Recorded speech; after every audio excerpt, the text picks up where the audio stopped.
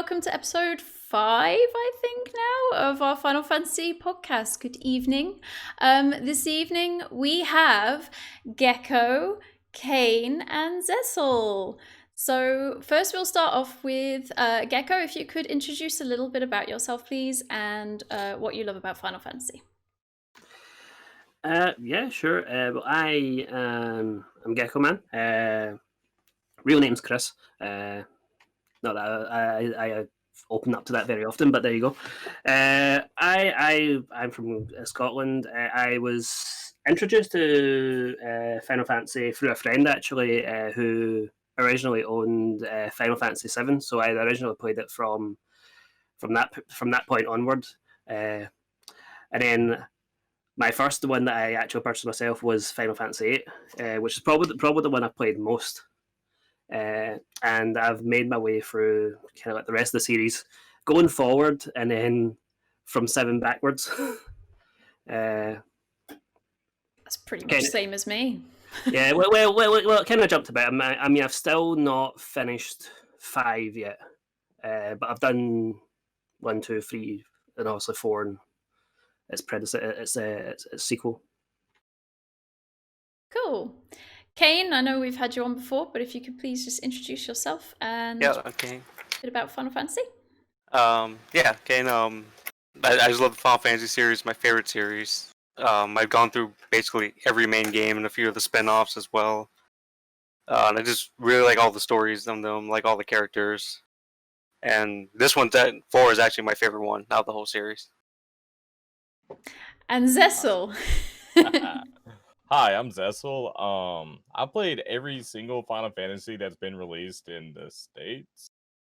I've been playing Final Fantasy since I was a little kid. I started off with Final Fantasy 1 on the Nintendo, but FF4 is my favorite. Cool. So, yes, today we have a good bunch of Final Fantasy IV fans, as you can tell from some of the names. What we'll start with is, well, actually, Zessel, what is it about 4 that makes it one of your top Final Fantasies? It's more personal. It deals with it has a duality complex, light side, dark side, and emotions, which everybody can get around with. The whole entire game is based off of duality. Okay, that's a cool answer. Kane, like 1 and 2, 4 has been ported many times. What are the main differences between the many versions, and can you break down the complete collection? Okay. It got ported quite a bit since the first release. So the first port, just the US port that it made, they actually called it Final Fantasy 2 since they skipped 2 and 3. They simplified a lot of the script. They took out a lot of the religious imagery. So like holy turned into white. Many items and abilities got renamed. They added something called a wait mode, so like you can think about what you're gonna do before you have to do it. They added like a little multiplayer function. You can choose which controller is going to control which player. They removed Protect, Shell, and Dispel from the game completely. They made remedies and ethers easier to get. A lot of items they just took out. They made secret passages more visible. They took out a lot of the main characters' abilities like Darkness and Prey. For part of the censorship, there's a part with a giant scythe that's gonna like hit Rosa. They changed it into a metal ball. They expanded some of the trailers rooms, and there's a little developer's office that they took out. All right. So that's just for the port for the for the original port. PS1 they didn't change too much. They just retranslated it, added a couple opening sequences. They added a sprint button to it, and they made it so you can use items and magic multiple times in the menu. Then they ported to the Wonder Swan. They took out the cutscenes and the sprinting. They redid the sprites and they added a quick save. Oh, cool.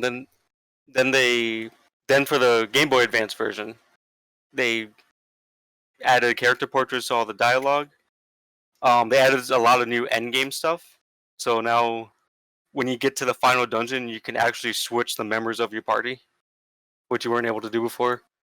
And they added a Cave of Trials to get ultimate weapons for these new characters that you could use.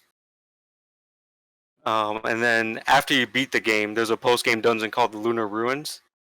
And it's a 40-floor dungeon that gives each character their own trial to get a new ultimate weapon, basically, and new ultimate equipment. Then they added a bestiary and a music player, fixed a few bugs, and they added a few new bugs. There's one called a Psycho Edward bug.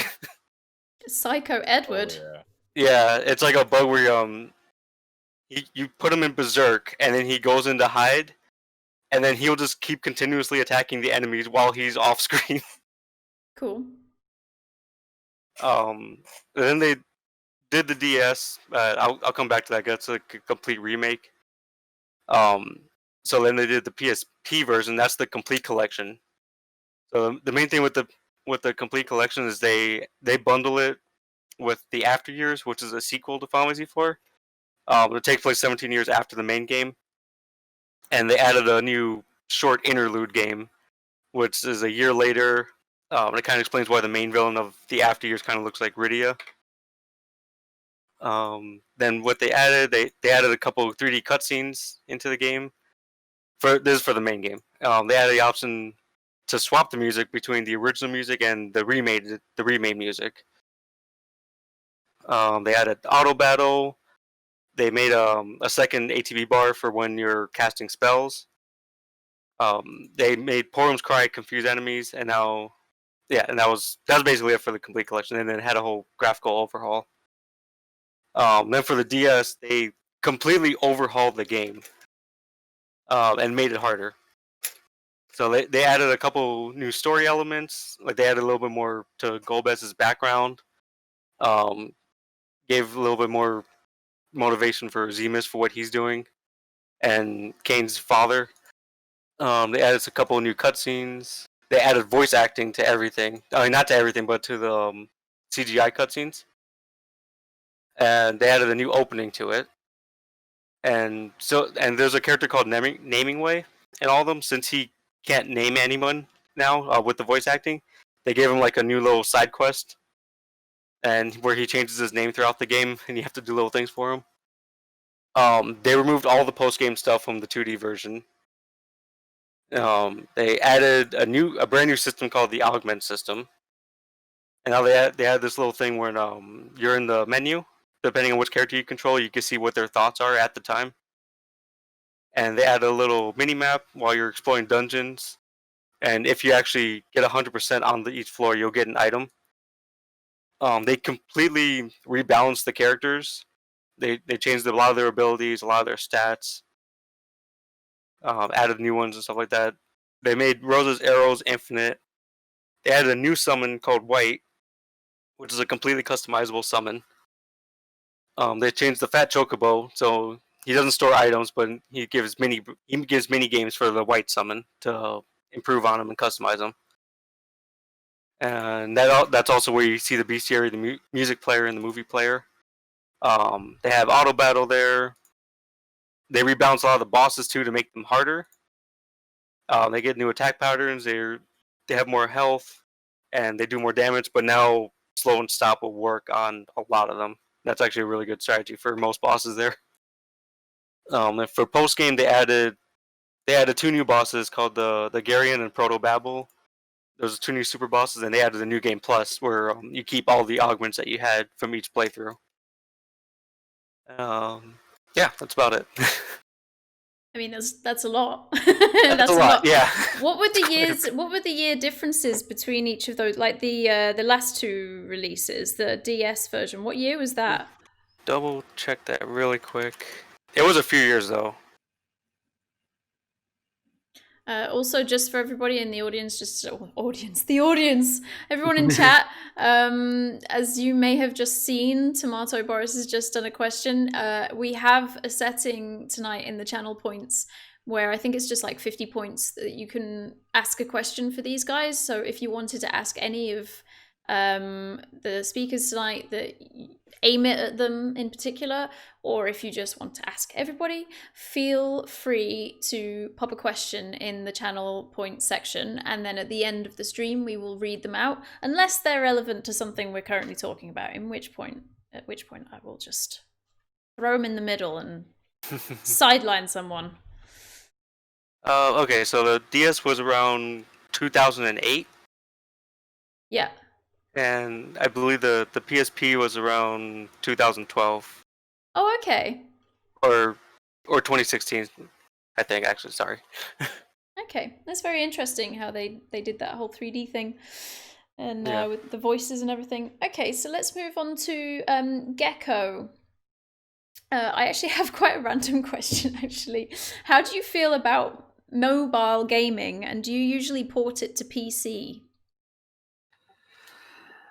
Well, it's funny you should ask about myself and mobile gaming, because I actually do quite a lot of it. Have done for years, and I've even started streaming mobile games on my own channel. So yeah, I've got a very big place for mobile gaming. I mean, currently right now I must have about 19 games on my mobile. Not that I play all of them at the same time, but. Yeah, I've got a very big place for it, and there's also there's a lot of ports on there for Final Fantasy games as well. You've got Final Fantasy 1 and 2 that are all on. I think most of the app shops there, and I believe I think 4 was there as well. Is it not? If you might correct me if I'm wrong about that, because I'm sure it was ported to mobile as well. I feel like it has been. Have you They've played all any been of ported those? mobile up to 9. Sorry, what was Yeah, that? yeah. So they were all on the mobile up to 9. So have you played any of the Final Fantasy mobile versions? I actually played Final Fantasy 1 and 2 on mobile. That was actually my first experience of playing those two games. Was the mobile versions of them before I ended up playing it on PC.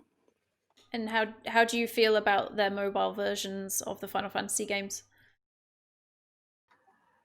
I mean, it works. I mean, it's kind of what you would expect. You get a lot of the on-screen directional pads that you would use to kind of move your characters about, and they're kind of I don't know, translucent in a way, just so you can't really see them as much as you can see the game. But it works for what it is. But I would still probably recommend either playing it on its original ported version on the original version of it, or if you can get a hold of any of the console versions, or even the PC port, because I've actually just recently replayed the PC port myself as well, and it works absolutely fine. Mm-hmm. Cool. What's my next question?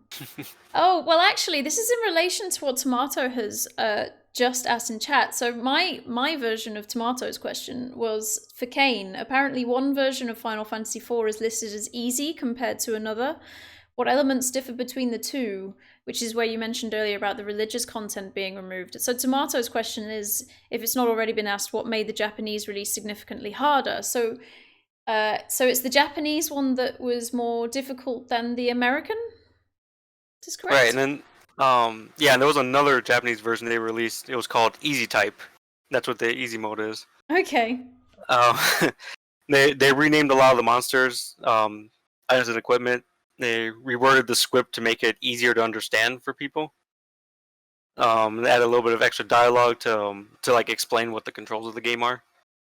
There's one part of the game where you get a mithril sword, but they replaced it with something called a piglet's bamboo sword. So that since it wasn't a metal sword, you can use it in the Lodestone Cavern. That make that dungeon a lot easier. They made a lot of the weapons better. They made the ribbon also absorb elemental attacks on top of what it normally does. Oh, wow. And they reduced the cast time on most of the spells. And they made summon books common. I think that's just when you use that, a random summon comes out. Enemies will take full damage no matter which row they're in. and they had the script altered on some of the monsters, which actually made some of them harder. but they added a save point around halfway through the final dungeon, and the final boss, he gets a new sprite. And that new sprite, you actually get to see it when you're in the Lunar Ruins in those later ports. He's the final boss of that post game dungeon. So why do you think that they made those differences? Do you know if there's a reason that they made one harder than the other, or one easier than the other is probably the right? I'm sure, just a lot of people were saying that. Probably a lot of people said that the game was really difficult at the time, and back then you didn't have strategy guides or anything not strategy. You didn't have the internet. Yeah. To to figure out everything, so they probably just decided to make an easier version of it. Okay. And Zessel, have you ever played the original Japanese version? I have. My favorite version is the J2E, which is the Japanese to English translation patch. That's my preferred method of playing FF4 because you still got the glitches in there. You got the original text, except for 2 lines have been changed to Spoony Bard line. Yeah, they changed. The Spoony Bard line is only in the English edition. It's just more difficult and way more fun. You got more weapons and items and spells to mess around with. It takes like 30 minutes to beat Zeramis. How long would it normally take? Say what? How long if it weren't for that version, how long would Zeramis usually take? In my on my Super Nintendo, I beat Zeramis in like 2 or 3 minutes. Oh wow, okay. That's a big difference. Okay. So we should all play the Japanese version then, by the sounds. For the true experience. Oh, with the Japanese version, you will die a lot. Especially in the sewers. Okay. Yeah, I have to admit the Japanese version I have actually not played. I played the version that was translated to English onto the Nintendo, but I fully intend to play the Japanese version. Cool. I mean, I also would like to be playing this. I just need to get an emulator. Try it. Okay, so Gecko, a confused translator, created the infamous Spoony Bard line, which has just been mentioned. What do you think the original was trying to say, and how has this line spread into other games? Well, I mean, the Spoony Bard is it's kind of grown out with Final Fantasy itself. I mean, there was a lot of, to my knowledge, there was a lot of mistranslation on the original version that was translated to English onto the Nintendo, and that one in particular just happened to stand out because it was just absolutely ridiculous. Yeah. As for what was intended, I mean that's kind of up for debate, really. I mean, you mean it's hard to say unless you actually can read Japanese and you read the Japanese version, then you would probably get an understanding of what was actually intended. But I mean, in terms of the line itself, as I say, it's kind of it's kind of made appearances inside Final Fantasy beyond just 4, and then it's kind of went outside of Final Fantasy as well. For example, it appears in Final Fantasy X. That line. There's a warrior monk and a girl in a cafe who refers to somebody as a Spoony Bard. So it's in Final Fantasy 12 as well, right near the very beginning. Just outside Miguelo's Sundries and Rabanastre, it's mentioned there as well. As well as the likes of the City of Final Fantasy as well, they kind of had it in there as well, where it was a line said by Kefka in reference to Kuja. Interesting. But in terms of going outside of Final Fantasy, it's appeared in other games like the Phoenix Wright series. It's appeared in there where the judge kind of hits out of the line out of nowhere. So random. Yeah, Awesome. yeah. It's I can't remember it's like what actually happens, but he ends up saying, "I'm a spoon. I'm no spoony bard. I'll have you know." So it's just completely random. And they've obviously just thrown it in there because of the fact it has so much of a pop culture or a culture to it. Yeah, it's so well remembered. So let's move on to the more combat battle style of this Final Fantasy. So Zessel, how do the battle mechanics of 4 compare to other Final Fantasies? And what battle selections do you have in this one that we haven't seen previously, or maybe even since?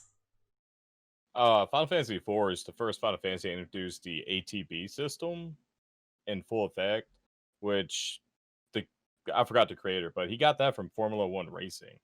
And instead of right side go, you select all your characters, actions, and then left side. Now you got to worry about speed stats and all this other stuff. Because some characters they can go twice before one character gets to go once. If your stats are off. In some copies of the game, you have the ATB bar will change depending on what spells you have casted, like shield and protect and stuff like that. I'm sorry, I'm sick. But yeah, the ATB. Basically, when the battle starts, the gauge starts running, right? Just like any Final Fantasy after 4. All the way up to 9, hints of it are in 10. Basically your gauge fills, you get to go. And just like I mentioned earlier, the speed stat. You got a ninja up in there, he's going to go like 2 or 3 times. I'm sorry, be right back. It's okay. We can turn to Kane, because Kane's next question is pretty similar to this. In that Kane was going to talk about the introduction of the ATB and how the mechanic changed the gameplay of oh no, actually that's Gecko's question. Sorry, Gecko. Yeah. Let me throw this at Gecko. How did this mechanic change the gameplay of subsequent FFs in the series? Which is something Zessel was about to hit on, so you could just cover it for him. Well, as you said, I mean, Zessel kind of touched on the subject there. Final Fantasy IV introduced the ATB system. Prior to that, it was, as Zessel said, a left-right system where you kind of chose your moves and individual stats would determine in which order characters' attacks would go off. But before they introduced the ATB system, which was very prevalent in the series for just how enjoyable the experience was of that actual style of play, and it kind of continued throughout the series up until they took it out for Final Fantasy X, where they kind of went back to a traditional kind of turn-based system, and then reintroduced it in Final Fantasy X too. So it's got. I mean, it's in terms of the main bulk of the series, it is a very prevalent system up until you got to, it's the newer age when things started to change and people wanted the game to evolve, and you'd seen things like like Final Fantasy VII Advent Children showed off a lot of really cool cinematics about these characters doing battle, and that's what people were wanting to see in the game. So you started to see that kind of move towards that style of combat, which is what we see a lot now today. Yeah, that's true. Zessel, we were just pretty much following on from what you were saying about the ATB being introduced.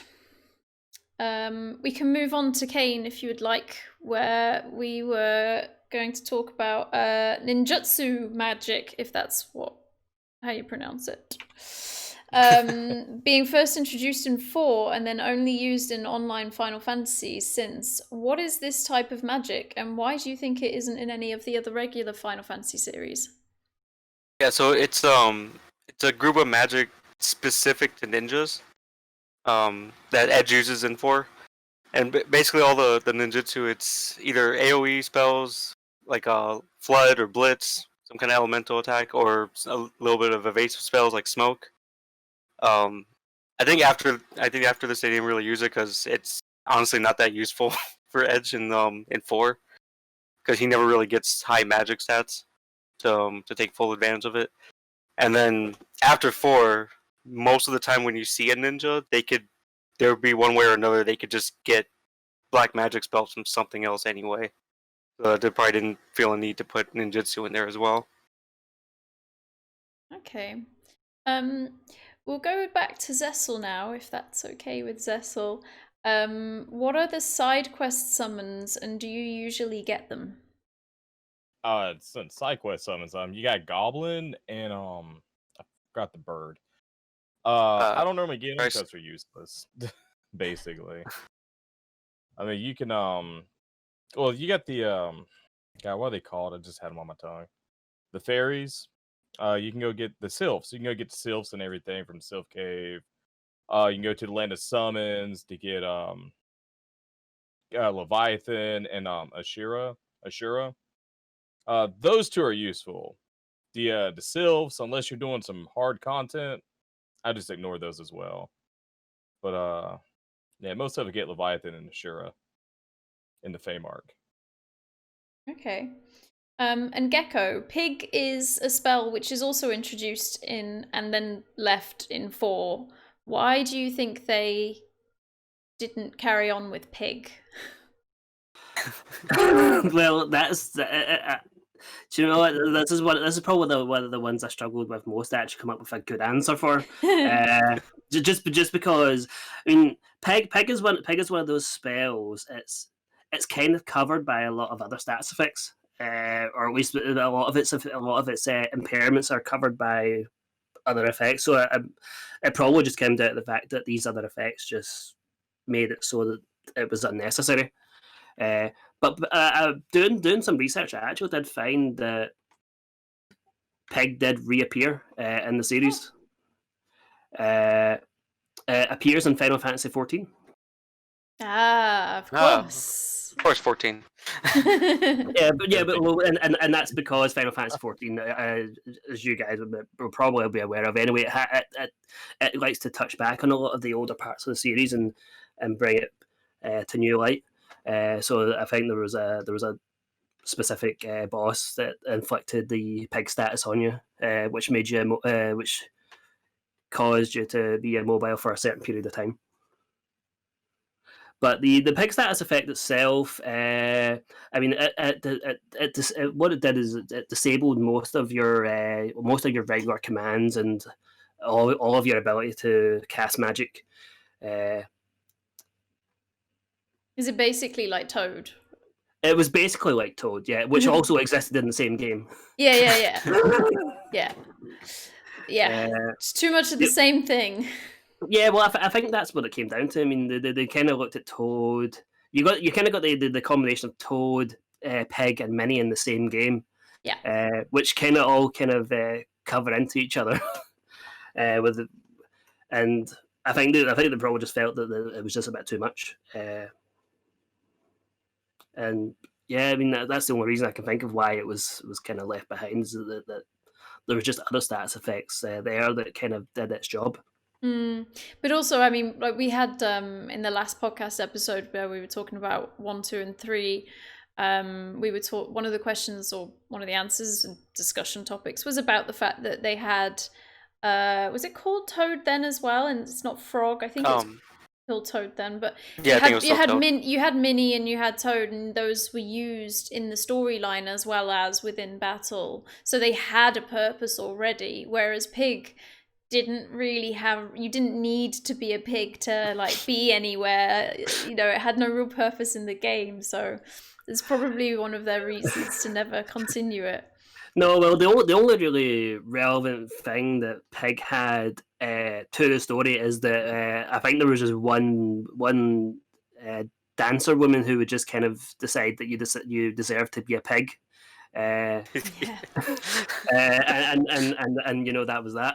that was the only really thing relevant to wondering about the world that actually a pig had an impact on you. But that was about it. Yeah.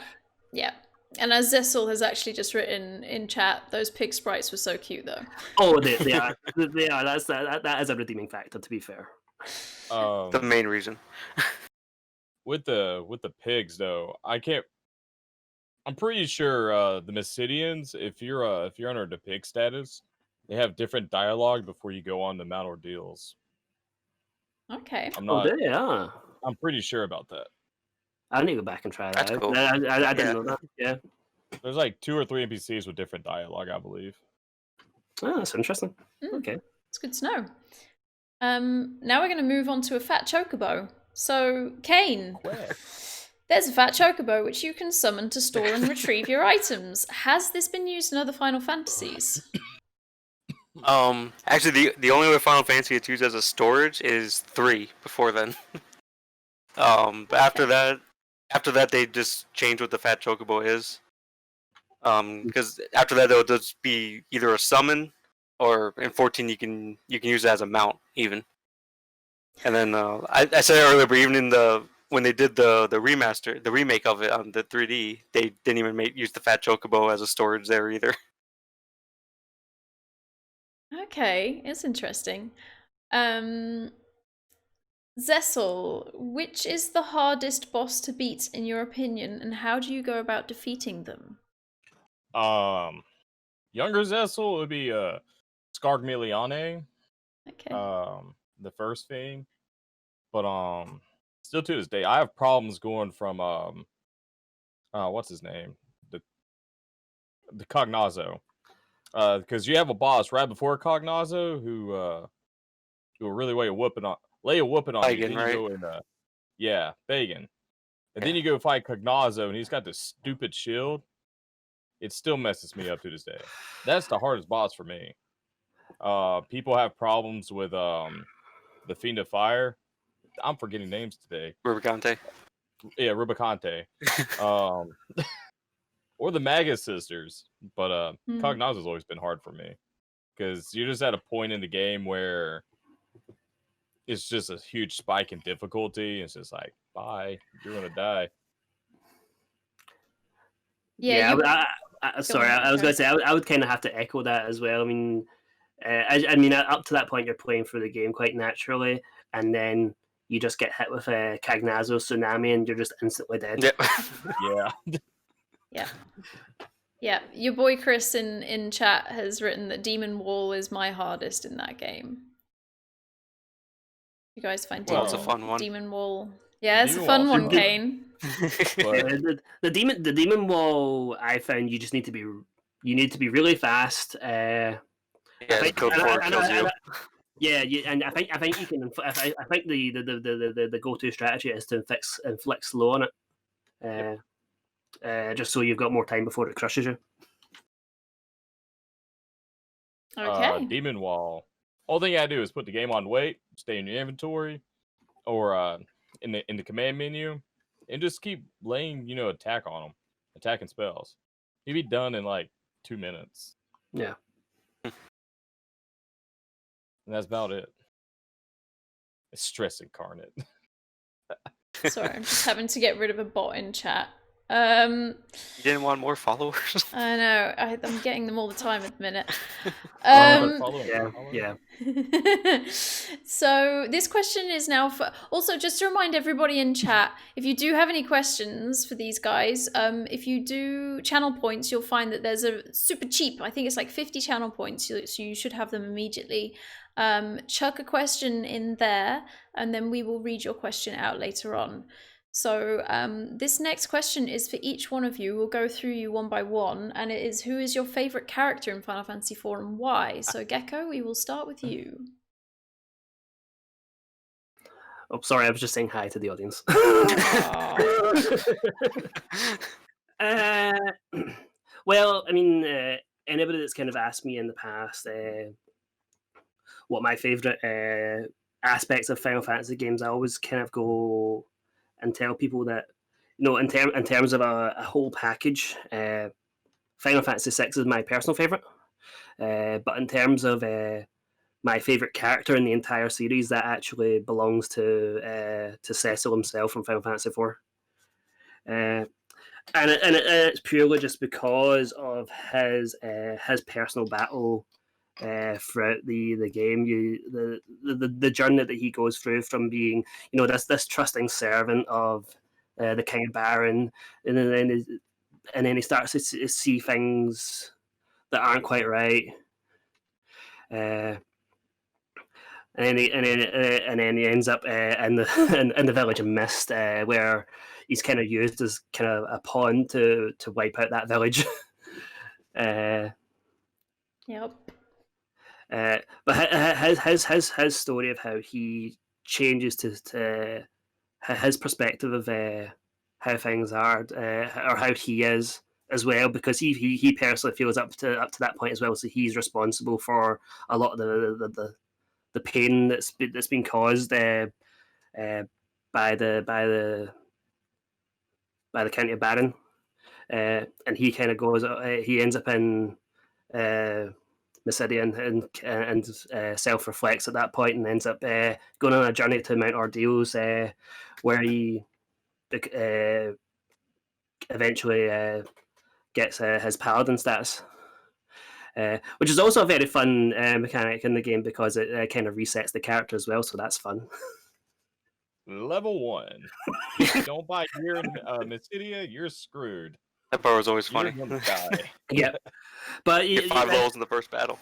yeah, it goes up so fast though. I mean, you're back to where you were very quickly. I mean, we should probably go straight to Zessel after that, because Kane and Zessel's names are pretty much going to tell you who their favorite characters are. Mine's obviously Tella. Oh god. Go die, dude. So Zessel, please tell us why Cecil is your favorite character. My favorite character is Edward. Because of Spoony Bard. Exactly. I don't have to fight. I can hide. Nah, my favorite character is Cecil because or Cecil, however way you pronounce it. This goes back to the first question asked, duality aspect. Which I was trying not to be spoilerish, but that flew the coop. Cecil, he starts out as a Dark Knight. He's the only child. He's an orphan to the King of Baron. So he was raised in the dark art, in the dark sword, Dark Knight. God, hard today. And which is what Baron is known for: the Red Wings and Dark Knights and Dragoons. The king raised him as a son, and then all of a sudden, his father figure is telling him, "No, you're going to go around and murder people, and steal from them and pillage." And him being the loyal servant / son that he is, he does it. But then he starts questioning the king's orders, and the king just goes, "Get out of my sight. I banish you." Takes away his rank from the Red Wings and sends him on his quest to go to Mist. And, he's distraught over this. And his good friend Kane Highwind, who's right above me, tagged along. He stands up for him, and the king's like, "Nah, you go with him too, you screw job." Because Kane also lost his dad. But Kane will talk about losing his dad later. But, yeah, so they go on this journey, they end up destroying the town of Mist. I got a pencil in my hand. I don't know why. They end up destroying the town of Mist and killing this girl's mother. And, Cecil feels bad. Why is all this happening to him? Then he ends up losing his best friend right immediately after that. And now he's stuck with this little girl. And he goes on his journey, to figure out himself and figure out what he's going to do and how to save his kingdom. And then he gets to Mount Ordeals, which Geckoman touched base on. He becomes a paladin. And the voice in Mount Ordeals is actually his father, Kluya. And I think in some translations it explains that it's his dad. I'm not quite Yeah, sure. it's his dad. Yeah. And he becomes a paladin. And now he has his purpose. He's redeemed himself to the Mysidians and everything. And they tell him what's going on. You know, like the legend that's engraved on the sword. And he just goes on his journey. He went from dark to light to having a sense of purpose. He's an emotional character. There's a love interest with a character, but duty before personal business. And yeah, he finds out he's got a brother, which I'm not going to spoil that at all. He finds out he has a brother, and he finds out he's not the same species as his friends. Well, he's half and half, I think. Yeah. 50, Yeah, pretty much. Yeah, he's half and half. Yeah, and he ends up on a moon, weirdly fighting a dragon and pink puffs, and What an a amazing member of his own story. species who's hell bent on destroying stuff for no reason. Great story. Great Yeah, story. it's completely out there, isn't it? Oh, I quite think it's- quite Great game. literally.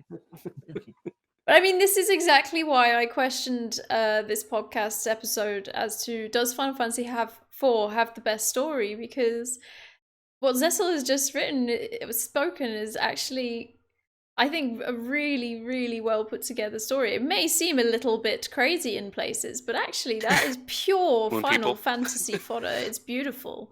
So we should move on to Kane, who is obviously going to say Kane is his favorite character. Oh, really? Yeah. But Wait, why? He might throw a curveball. You never know. He might. I said Tella. Yeah. No, Kane actually has really sad story with just dealing with a lot of envy, because his parents died when he was young too, so he was raised by the king just like Cecil. But he sees while they're growing up, Cecil gets most of the favor from the king. They both fall in love with Rosa, but Rosa likes Cecil, not Kane, and then Cecil's the one who becomes commander of the Red Wings. So they're best friends, but Kane has this envy towards him throughout the whole thing.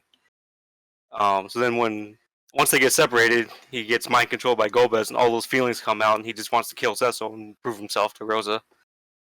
Then throughout the whole story, that he keeps struggling with that back and forth, and at the end, he gets, he has a lot of guilt about what he did. So everyone else gets his like happy ending at the end, but he actually self-isolates himself because he's ashamed of what he did. So he has to he wants to prove himself before he can see Cecil and Rosa again. And that gets expanded in the after years, but that's later. And then and it happened. But Kane has he has a lot of pride in being a dragoon as well. Because when they were young, he could have been the Dark Knight like Cecil was, but he wanted to honor his father and honor the dragoons, and he became that instead. And he actually ended up saving the dragoons from being disbanded. And so basically he just represents all the dragoons, and then he ended up being like a symbol for them for the rest of the series afterwards. Yeah. That's about it, I think. Yeah. I like Kane. He's my second favorite. Yeah. Following on from that, Kane struggles to pick a side throughout the game due to Golbez's mind control. Does the mind control thing happen in any other Final Fantasies that you can think of? I was kind of looking at it. The only thing that's kind of close that comes with the mind control is actually Cloud and 7.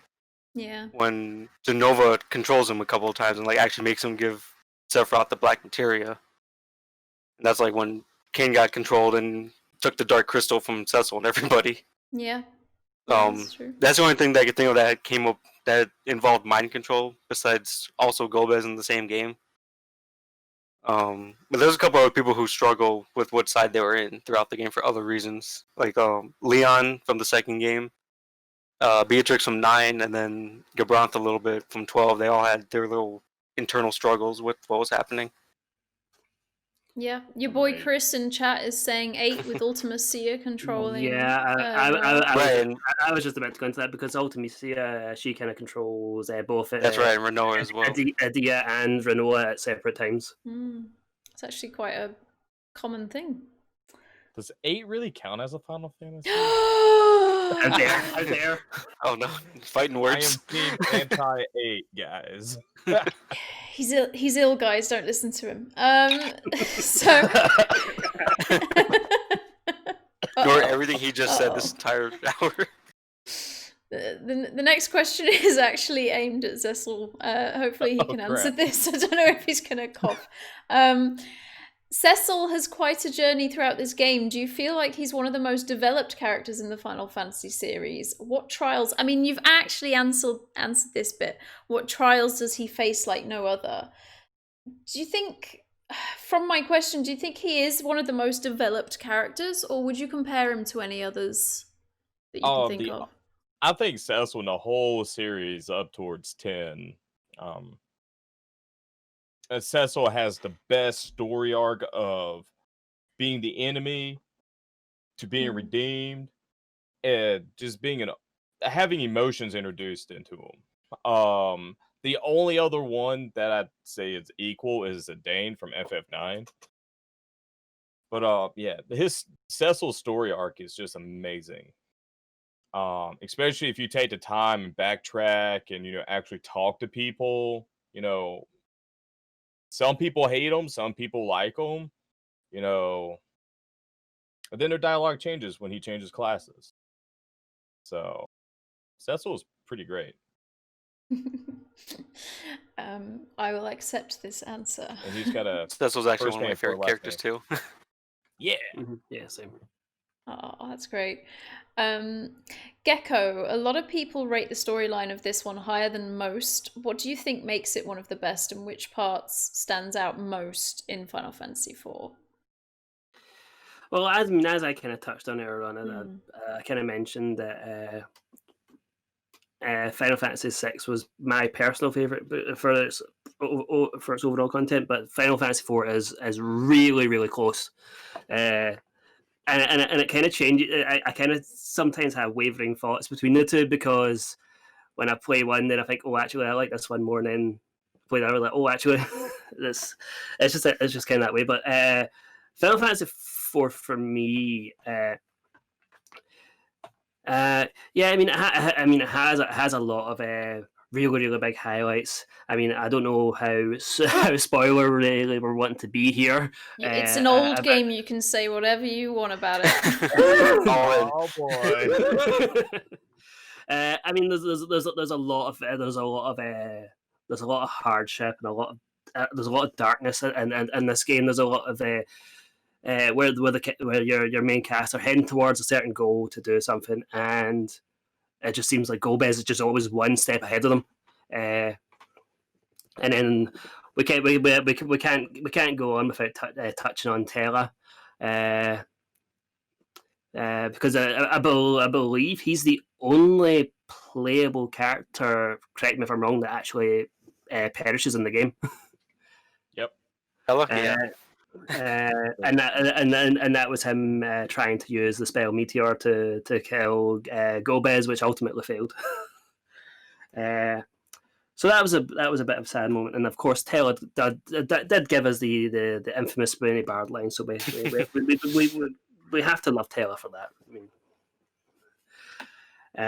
but it just feels like every time your protagonists are going through trying to either get the overworld crystals or the underworld crystals, Golbez or ultimately Zemus is always just one step ahead, and there's always kind of a challenge of feeling one step behind the enemy. Yeah. I mean, really, I might as well ask the other two what your favorite part of the story is, or would you just agree that it's with Gecko? Would you agree, Kane? Do you have a specific part in the story? Just a specific one. There's a lot of parts I like in the game. Yeah, I mean, I was just picking out one, but yeah, there's so many. That's okay. We can pass on that. Yeah. I just thought I might throw it Oh, I at you. got an answer. Go on, Zessel. My specific. Oh, go on. I like towards the end, like when you get to the final boss, he originally takes you out, and then everyone comes together and prays and gives Cecil their strength. So like it's everyone coming together to take down Zero Miss. And then after the battle, where Cecil finally forgives Golbez and calls him brother. Dang it.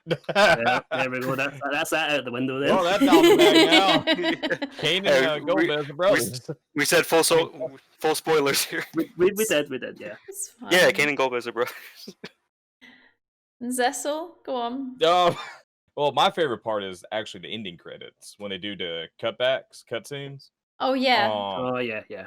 During the game, you get a pair of twins, and they're amazing, and they sacrifice themselves to save the whole entire party. And you're like, man, these kids are 7 years old, and they done killed themselves. And you go the whole game thinking they're dead. The other ones, like Sid and Yang, you find them elsewhere in the map, but you beat the game thinking Palom and Porum are dead. Cutscene, they get the ending credits, they get saved, and you're just like, oh, thank God. Yeah. I love Palom and Porum. It's like, oh, and I also love the scene of obviously Cecil turning into a paladin. That was a really great scene. Yeah. oh, We're fighting him as his dark side. Yeah, exactly. Yeah. That whole sequence was amazing. there's actually a pretty cool effect in the game where they take two sprites and merge them into one in real time. When Cecil and Rosa, kiss, hug, or whatever after Cecil saves her. Right. Oh. That's a pretty good scene too. And Okay. Kane looks away. And Kane's like, "Oh, I'm an emo boy." Well, my next question is: Have any of you got a negative about the game? Are there any negatives? I will start with Kane. I have one negative in the story, and I think they have too many like fake out deaths throughout the whole thing. Yeah, bit.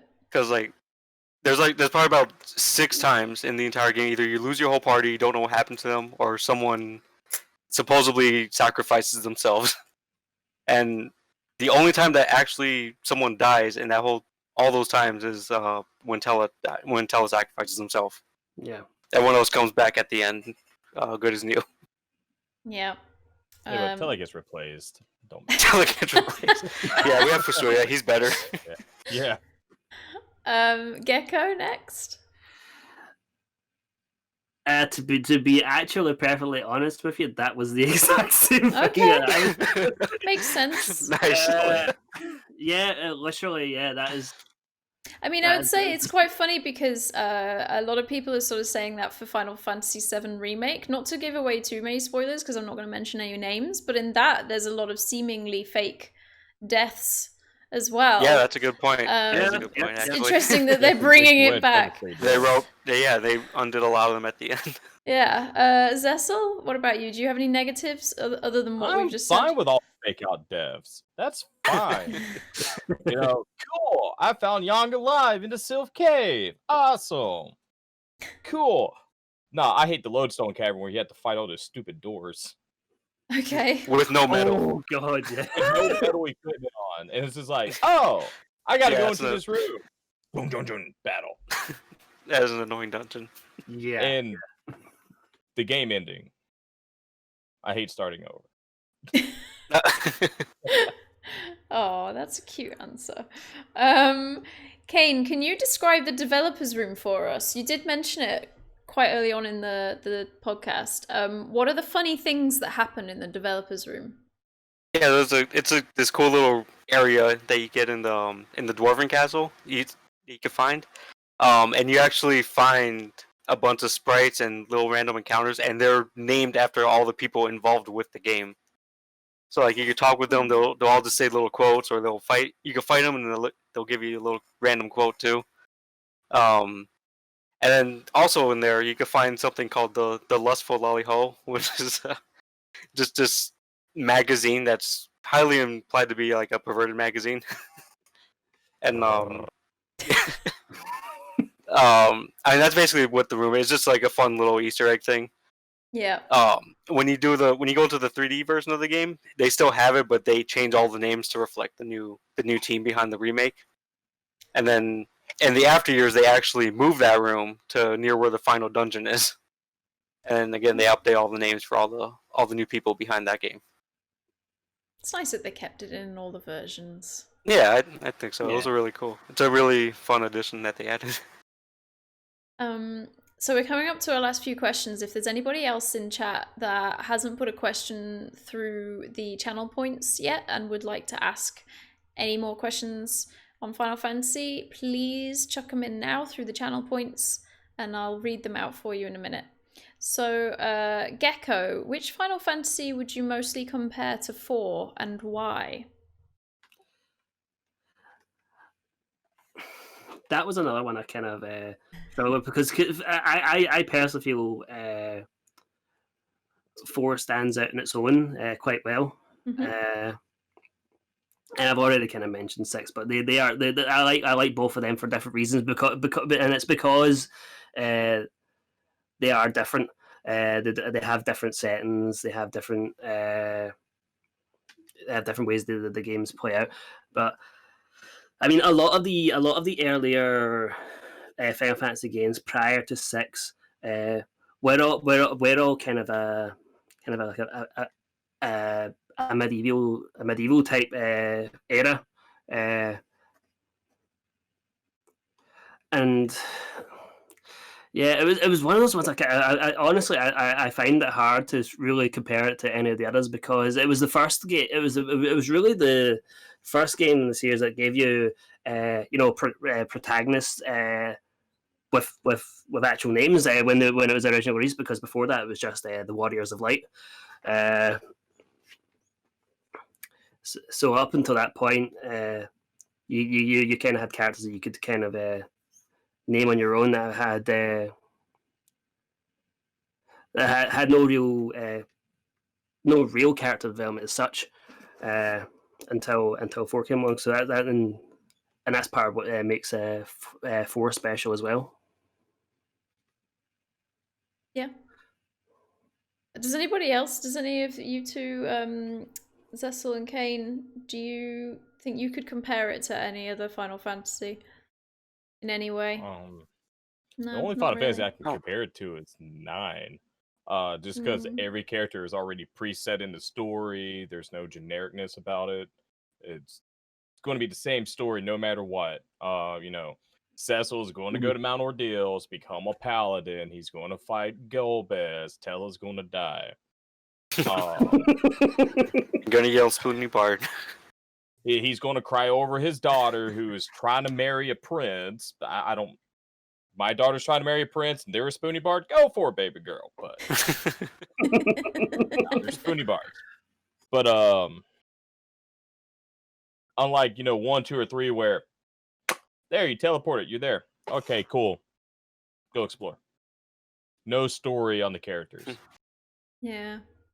Yeah. I agree.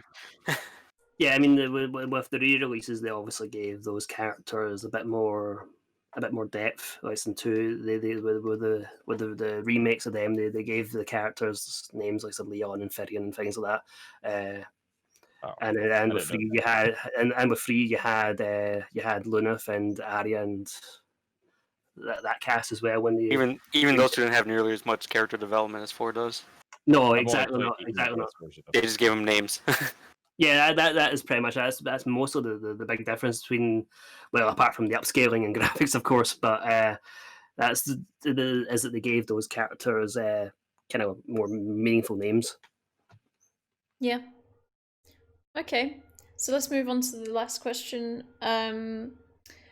Cecil, what would you say to convince someone who has never played 4 to pick it up today? 4 is better than 8. No, if you want great combat, you want a semi decent, longer base game, Final Fantasy 4 is the way to go. It's not bad to look at, especially if you pick up the PSP version. some of the side content's fun to play. The progression's great. Story, I absolutely love the story. And like if you play you can play the Super Nintendo version and get a different experience than the PSP and the 3D remake. So you can play it 3 different times, have 3 different sets of emotions going on throughout the game. 3 different experiences. So Have any of you 3 played those 3 versions? All of I them? didn't play the original, but I played the 3D and the PSP versions and a lot of the other older ports. Cecil, I've played did you? all 3. You have? I played all 4. I played original Japanese, English translated Final Fantasy 2, 3D, and PSP.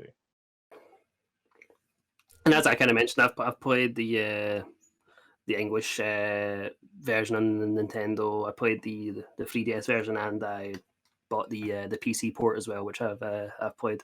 The only one I've not played is the PSP, but there are means and ways of doing that, so I might eventually get around to that. Yeah. So, Cecil, out of those 4 versions that you have played, which one would you suggest to people to pick up first? If you want casual, gameplay, you just want to experience the story, play the PSP. You want difficulty, and different mechanics, and play the 3D version, which is on the Nintendo DS and Steam and mobile. Yeah. If you want the full-blown experience, the original Super Nintendo, find yourself the patch version of the Japanese, which is a Final Fantasy IV hard type. That's my personal go-to.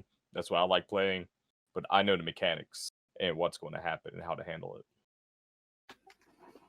Okay, brilliant. So now we're going to go and ask the questions that the audience guys have asked. That's what I'm going for tonight. It's an audience. So the first one we've got, well, we've already gone through one of Tomato's. Let's see. The first one that Tomato asked was, why did they name the super badass Dark Knight Cecil? I don't know, because that's his name. Nobody ever uses that name. Unique name. I'm more concerned for his last name. His last name is Harvey. Oh, wow. What a name. Yeah, Cecil Harvey. Okay. It's like they didn't know what to call him, really, isn't it? Yeah. I reckon Cecil has that old English ring to it. Yeah, I'd say said so. like a more old English setting. Yeah. Okay. And then the next question is from Perilous Mun. Perilous Mun? Yes. What are your favorite attacks in game? Party members or enemies? Darkness. Jump. Kick. Kick is cool. Yeah, kick's Bard cool. Song is alright. I don't like Bard Song in the 3D version. What's the difference? You can actually pick the songs in that one, and right. it made a couple of them more useful. Oh. Okay. And Cry. Zero Misses. What's that? I can't remember the move, but it's really Big Bang. Yeah, Big Bang. Mm-hmm. Slight seizure warning in the Super Nintendo version. Yep. Epileptic. That's a pretty cool attack, actually. And Mega Flare if you ever let Bahamut hit it. Yeah, that too. I like Meteor in that game too. They actually made it story relevant a lot. Yeah, they did, yeah. Oh, the twin ability. I like the twin ability. Oh yeah, Twin Cast. Twin Cast, yeah. Yeah, Twin Cast was awesome. Yeah, that's a cool mechanic. Okay. I know that there was another question that Perilous asked actually. Which character has the best character arc? Story arc. Rydia. Interesting. Would you like to elaborate? I like now. Outside of Cecil, Rydia, she starts off. She's a young girl. She's like what, 11 or 12, when her whole entire village is destroyed, and then you lose her when Leviathan attacks. Not Leviathan. Mm-hmm. Yeah, was it Leviathan? Yeah, it is Leviathan. Yeah, it is Leviathan. Yeah, It's Leviathan. Yeah. That's the Yeah. And she ends up getting swallowed by Leviathan, and she lives in the Feymark for about a year in game time. But she comes back, she's a full-blown adult because time is different in the Feymark. So our time, she's still 12 years old. Her time, she's like 18, 19. Yep. Which is a huge debate. But no, she comes back at a critical point. You know, the whole party's wiped out. You know, Golbez is about to kill everybody. She just comes in, wham, bam, thank you, ma'am. Saves the day. It just progresses from there, especially if you get into the expansions of the game. Yeah. And it's quite interesting because initially she has a lot of resentment towards Cecil himself as well, just because of the fact that she holds him responsible for the death of his mother. Mm-hmm. For like 2 minutes. And she has a really good scene too, where she learns fire because he has to like overcome her fear of fire after what Cecil did. Yeah. Mm-hmm. It's a really nice scene. How did I forget about the ice wall? Yep, the ice wall. You gotta use fire. Well, it killed my village. Well, you gotta do it. Fire! And you go there with Palom later, and he's like, "Okay, fire." Yeah. Kane, would you agree, or do you have another character in mind for their story arc? No, Rydia has a really good one. Obviously, both of them already, Zetsu and Gecko already talked about Cecil's story arc, and he's just really good as well. And obviously, I like Kane's story arc. Yeah, but his expands into the after years too, when he actually gets to redeem himself finally. Holy Dragoon. Yep, and the Holy Dragoon. I can cast Cure now. Yay! And haste. Yeah. Well, actually, on that note, because we've now gone through all of the questions, chat, if you do have any more questions, please just chuck them in the chat right now for us. As I just asked these guys this, I'm guessing all three of you have seen the trailer for Final Fantasy XVI, where there is a Dragoon Knight, Zessel. Have you been hiding under a rock? No, I've seen it. Oh, okay. Why are you shaking? He doesn't like it. You don't like it? Do you think that this new Final Fantasy will bear some very original Final Fantasy themes? Yeah, granted the trailer looks great. Okay, sure. I'm glad they're going back to the more medieval, old English kind of style, which is my personal favorite area, whatever, timeline, time frame. But we've already seen combat, and everybody knows that Zessel does not like 15. I am not an action combat guy. It is stupid, and they have crapped upon my favorite series by going into action combat. Yeah, Zessel, don't feel alone in that one. I'm right there with you. I am going on a tangent for a second. Square Enix, y'all bit yourself in the ass with it. Excuse my language. Y'all stated publicly that people do not want turn-based combat. And then 2 to 3 weeks later, y'all released Dragon Quest XI, and it outperformed first month sales of 15. And it has turn-based combat. People still have problems with 15. They don't like it, but people will always play Dragon Quest XI with turn-based combat. But now you're going to get the Devil May Cry dude in there to do your combat, and I'm not getting 16. I will watch it, but I will not be doing 16 unless they fix the combat. It is strong words. It is it's a mockery of what the Final Fantasy franchise is. They didn't evolve the combat. Like FF10, I love FF10's combat. It should have continued with that. Even 12 a little bit, menu managing. Because that's how Final Fantasy should be. You should be able to stop, strategize, and focus on the battle, not just, I can teleport. Okay. 16, nah. Okay. 7 remake, can't even jump. What the hell? Yeah, that it upsets me a little bit that I can't jump. Kingdom Hearts, you can jump. Kingdom Hearts, That was you I remember still have that being a strategy. huge thing when they released 10.2. It was like, you can jump now. Aw. I actually literally forgot about that because I very rarely play 10-2. Yeah. I played it once, but I Yeah. like remembered that part when Wait, I remember that what? being a selling point when the game was coming out. We got ourselves a purist. I'm sorry. Yeah, you have, yeah. Gecko, do you have any thoughts on the new Final Fantasy relating back to any early ones like 4? I mean, I'll honestly, I'll still pick it up because it's a Final Fantasy game. I've picked up every single Final Fantasy game ever since I was introduced to the series, and that's probably not going to stop. I'll So watch yeah, you're welcome to. You're welcome to.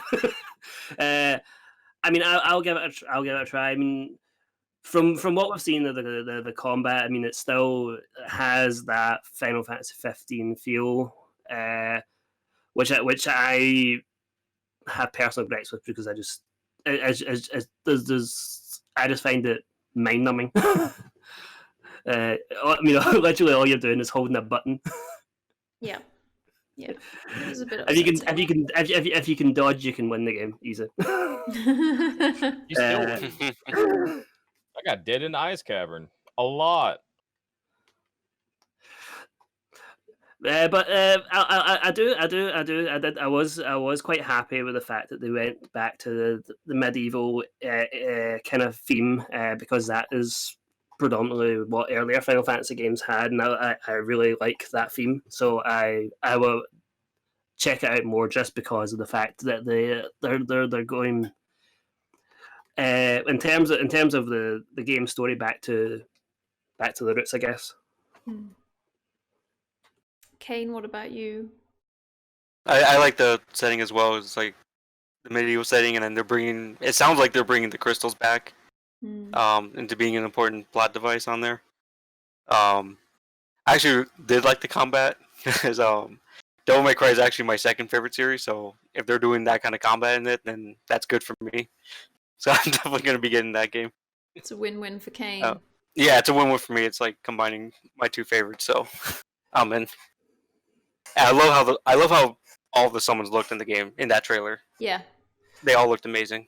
I'm very intrigued, actually. I personally think that the summons will sort of maybe be something like junctioned to a character, because Feels like that. You said a bad word there. I know I you said junctioned, because in the And then we're gonna draw the magic. because I'm hoping nothing like 8, but in the trailer you could see for one I think there were 2 different characters that had phoenix wings when they were battling, and then there was another character that had giant kind of titan Hulk hands. So it makes me wonder what they're doing with the summons in this new one, and if it's you get some kind of ability if you have it. It's like he could channel the summon power. It feels like. Yeah, it kind of seemed that way, didn't it? Just going by how the combat looked, and you had those kind of like auras of arms coming out and things like that. Yeah, it's intriguing. Yeah, it is. I'm sure you just spam a button for it. Probably. We have one last question from Tomato, which is actually asking, what the hell happens in the after years? Because I'm in the same boat, actually. I also don't know what happens in the after years. Well, a lot that happens in the after years. Kane's this, and we kind of made a secret pact just before the stream started, saying we'd give it like 10 seconds, and that's it. We didn't want to trigger Zessel. I can explain what happens in FF40 after years. Did you play FF4? That's what happens in the after years. It's the same game. It's rehashed content. Oh. That's it. That's all it is. There's a lunar phase. Bollocks. Moving on. Yeah, I mean, some of the way the combat works is a bit different in the after years. Just as mentioned, there's a lunar phase and there's a day phase, which kind of affect what certain abilities work better at certain times of day. And they added a band mechanic too, where like 2 or more characters can combine their attacks and do a special attack. So it's Chrono Trigger, In a way, yeah. but worse. Anyway, yeah. And actually, if you get the main 5 from the original game and do their ultimate ban attack, it's called Final Fantasy. Oh. Final, I'm asleep. What year did the After Years come out? When was it made? Ooh, that's a good I question. forgot the exact year, but it's 17 years after the first game, and plot-wise, the game takes place 17 years after the main game does. Y'all want to hear wow. something messed up with the After Years? It came out on mobile first, right? In chapters. Yeah, it came out. I thought it was the Wii first. No, it was mobile I had it first. on mobile. Was it mobile? It was Oh, mobile. okay. It was mobile first. They kind of went for an anime route with it and tried to release it in kind of episodes. Yeah, the game came out episodically, so like there'd be And a I game sat chapter, there. get rid of a chapter. And, Each chapter was about $20 to $30 each, and I sat there Yeah. and bought them all. I don't remember. I don't remember it being quite that That much. was a cash grab. And like one chapter, I remember it was like $20. One chapter, $20. It lasts for 10 minutes. 10 minutes, yeah. Oh no! We really, yeah. I mean, it is like that. I remember sitting there at work on top of an escalator because I used to work on escalators. Like, yeah, I gotta download it. I'm going on my break. Yeah. Oh. Beat it right there on break. Like, this is bull. Oh. And the main character there is actually Sesso and Rosa's son, Theodore. Oh, cute. Okay. Yeah, you better see it Yeah. over. Yeah. So- After Years. And then there's like a whole plot line with him and Kane throughout the episodes. Mhm. Is Kane a good or a bad guy? Both. Well, Um, there's a plot to that. Do, And, do we want to go into spoilers of it? oh, I don't know. Should we? Kane's got a scimitar in the game. Not a lance. But- It's a scimitar. What? That does not happen. The Hooded Man. I mean, yeah, I don't know how spoiler you want to get about the after years about Kane, but Just don't play it. Just don't play it. Okay. Right. Ouch. So we Save should your play money. 4, but we shouldn't play the After Years. No, save your money. Buy Chrono Trigger instead. Better story. oh, buy the complete collection. You'll have all the games, and you can just play them all. There is that. Or there is other means. Okay. Yeah, all those other means. Just don't play it. Okay, well, do any of you guys have anything else that you would like to say about Final Fantasy before we end for the day? Play it. It's a great game. Play it if you Play it haven't. more than once. Definitely recommend it. I personally would recommend if I mean I know a lot of people have played a lot of the from the era from the PlayStation onwards, but I would highly recommend people play a lot of the older ones because there's just so much to enjoy from those earlier games. Also, FF4 is easy to break. Break in what way? Well, like 10 minutes in, you can skip all of Mist. Go back What? in, get a powerful weapon, and then go right back out. I have a clip where I skip the City of Mist, and you get a powerful weapon, but in order to keep the game from breaking, you have to go back in, trigger the event. But you got the throwing dagger. It kills everything in one hit up until about 3/4 of the game. Oh my god, Yeah. Wow. That's ridiculous. that's a little broken. Yeah, that's... Or if you want to wake Zero Miss up, that's how Nintendo Power put it. And just go to any stairway or to any door. It's called 64-door hierarchy glitch. Just go in and out 64 times, and then bam, game broke. It was actually a Okay. funny little thing with Zero Miss. But before you fully activate the fight, you can have Edge actually steal a dark matter from him. Makes no sense. You can't use it. Yeah, in the 3D version, you actually need it to unlock one of the super bosses, I think, in the New Game Plus. But in the originals, it just does nothing. It's a funny thing you can steal. There's the pink puff, which is no need to do, but bragging rights. Yep. I have a pink puff tail on my Super Nintendo save. But yeah, FF4 is great gameplay. Cool. It's a really good game. Yeah. Well, thank you everybody for thank you guys for being on tonight, and thank you everybody in chat. Let's just go through each of you. If you could just say a little bit about if you stream, when you stream, where you stream, and yeah. So we'll start with Gecko. So I stream every Monday, Wednesday, usually Friday and Saturday. As I kind of mentioned earlier on, I do a lot of mobile gaming on the stream as well. So like on a Wednesday and a Friday, I'm playing Opera Omnia on the mobile. And I do like a co-stream on a Monday, and then kind of a viewer's choice on a Saturday. Lovely. Kane, what about yourself? I normally stream Monday through Wednesday, and then Friday, Saturday, usually starting around 10 EST. I'm actually streaming Final Fantasy 15 right now, and I stream a lot of this mobile Final Fantasy, it's Opera Omnia. It's like a huge crossover mobile Final Fantasy game. Yep, so that's Gecko and Kane playing Opera Omnia. And I highly recommend. And Yep, Cecil, me too. I don't. Cecil, what about yourself? What have you been playing recently? I've been doing Chrono Trigger, and I got a side series going on for Final Fantasy 9 on Sunday.